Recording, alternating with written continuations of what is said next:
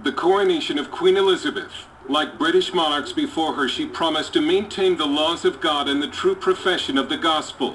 But Britain today is at war with the gospel and with itself.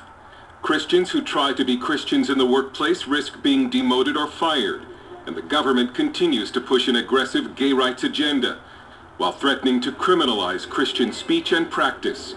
Christian politician and activist George Hargreaves. Yesterday, I got a letter from the Advertising Standards Authority of a complaint saying that my billboard that said Britain is a Christian country is offensive to atheists and other religions, and it incites hatred against them. What nonsense. Britain is constituted as a Christian country. Daily prayers are said in Parliament, whether atheists like it or not. The Queen is the head of the Church of England and therefore has to acknowledge God for her sovereignty over the nation. These things are written into not just our culture and our heritage, but into our constitution. Great Britain is officially a Christian nation, and in fact at one time was the missionary base for the entire world, even sending missionaries to the new American colonies. But Britain today in practice is increasingly anti-Christian, and the cases of anti-Christian bigotry and discrimination are beginning to pile up. In response, Christian legal centers have mobilized. Lawyer Andrea Minicello Williams of Christian Concern for Our Nation warns that if British Christians don't step up now, Britain is on a path to criminalize the practice of Christianity in public. There's been a massive move by the secularist lobby to privatize religion. You can have faith so long as it doesn't affect you in the workplace, so long as you don't bring it into the workplace. Just make it private. It can't be public. It can't affect what you do in the public square.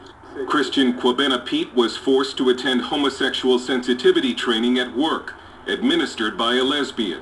One of the things that she said was when she asked the question, what makes you all think that to be heterosexual is natural?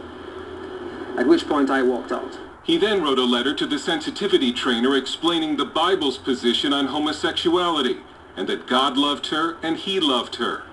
He was suspended.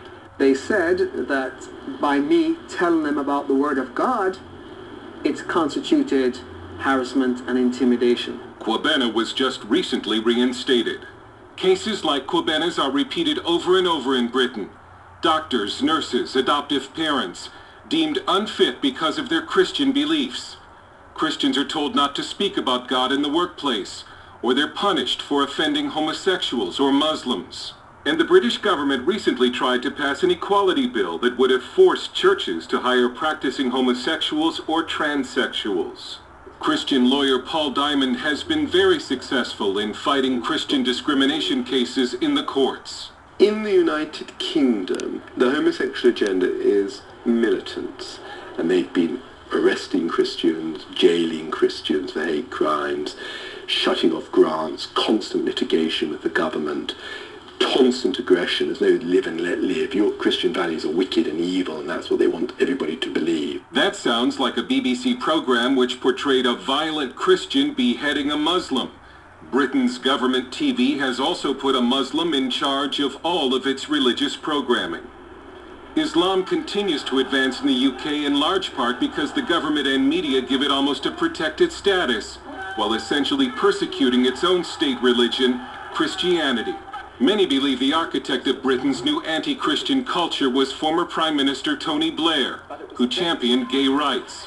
And during our interviews with Minicello Williams and Diamond, they both offered the same warning to American Christians, that any anti-life or hate crimes legislation under the Obama administration will erode America's Christian base. This is all coming to America. If you liberalize the laws, as President Obama has done. You know who Obama reminds every British person of? Tony Blair.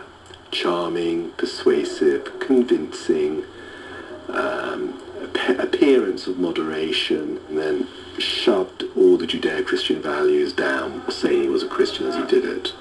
So we know what's going to happen in America. We know what's going to happen to your 40% church attendance. It isn't 40%, it's going to be 20%.